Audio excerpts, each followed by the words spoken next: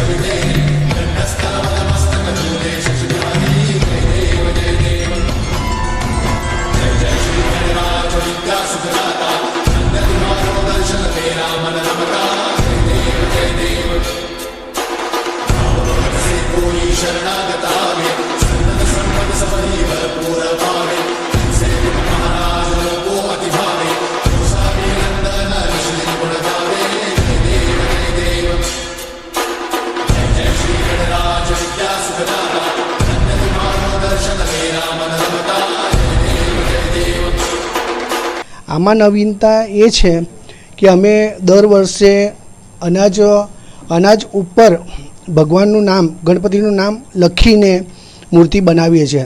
અમે 1992થી અનાજ પર લખીને બનાવીએ છીએ। 1992ની અંદર તલ, ચોખા, પછી વાલ એ બધા પર લખીને અમે મૂર્તિ બનાવી હતી અને એના પછી અમે ઘણી બધી મૂર્તિઓ બનાવી। ગણેશ સહસ્ત્રનામાવલી, વિષ્ણુ સહસ્ત્રનામાવલી એ બધી બનાવી। પછી વચ્ચે કોરોનાની અંદર અમારું બંધ હતું, પણ એના પછી પાછું હમણાં 3 વર્ષથી અમે સળંગ અનાજ પર લખીને બનાવીએ છીએ। એટલે આ વખતે અમે ચોળા પર શ્રીજી લખીને કમસે કમ 1.5 કિલો ચોળા છે અને 8 દિવસનો સમય લાગ્યો છે।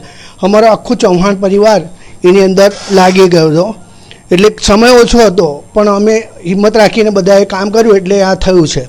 બાકી એક દાણા પર લખવાનું અને પાછું એને ચોંટાડવાનું, મીન્સ કે 2 વખત જાપ થાય છે। એટલે જે પણ ભક્તો છે એ એક જ વખત દર્શન કરશે તો અમારી આખી મહેનતનું એમને એક જ વખતમાં ફળ મળશે।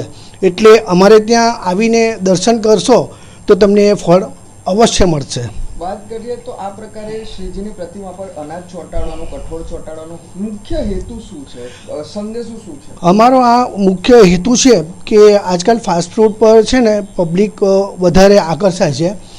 તો ફાસ્ટ ફૂડ છે ને આરોગ્ય માટે લોંગ ટાઈમે છે હાનિકારક છે અને જ્યારે કઠોળ છે તે આપણા સ્વાસ્થ્ય માટે ખૂબ જ ઉપયોગી છે। માટે આપણો સમાજ, આપણે ત્યાંના લોકો બધા આ તરફ આકર્ષાય અને કઠોળ તરફ આકર્ષાય એ આપણો ઉદ્દેશ્ય છે। અને બીજું ઉદ્દેશ્ય એ છે કે જ્યારે આ મૂર્તિનું વિસર્જન થશે ત્યારે આ મૂર્તિમાં જે દાણા છે એના પર લખેલું છે, એટલે એ વિસર્જિત થશે તો જળચર પ્રાણી એને આરોગશે, તો કોઈ જળચર પ્રાણીનો ઉદ્ધાર પણ થઈ શકે। એટલે અમારો એ ઉદ્દેશ્ય છે। બીજો વાત કરીએ તો તમે ક્યાં રહો છો અને કોઈને દર્શન કરવા આવવું હોય તો ક્યાં આવી શકે? દર્શન કરવા આવવું હોય તો શિયાબાગ ભાવદાસ મહેલા ગાયત્રી બિલ્ડિંગમાં 3 માર્ચ। તમે વિસર્જન કેવી રીતે ક્યાં કરવાના છો? અમે વિસર્જન આપણે અહીંયા જ કરવાના છે નવલખીમાં. સમાચારોના સતત અપડેટ માટે TNN ન્યૂઝને YouTube પર સબસ્ક્રાઇબ કરી બેલ આઇકોન પ્રેસ કરો અને અમારી સાથે જોડાયેલા રહો Facebook, Instagram અને Twitter ઉપર.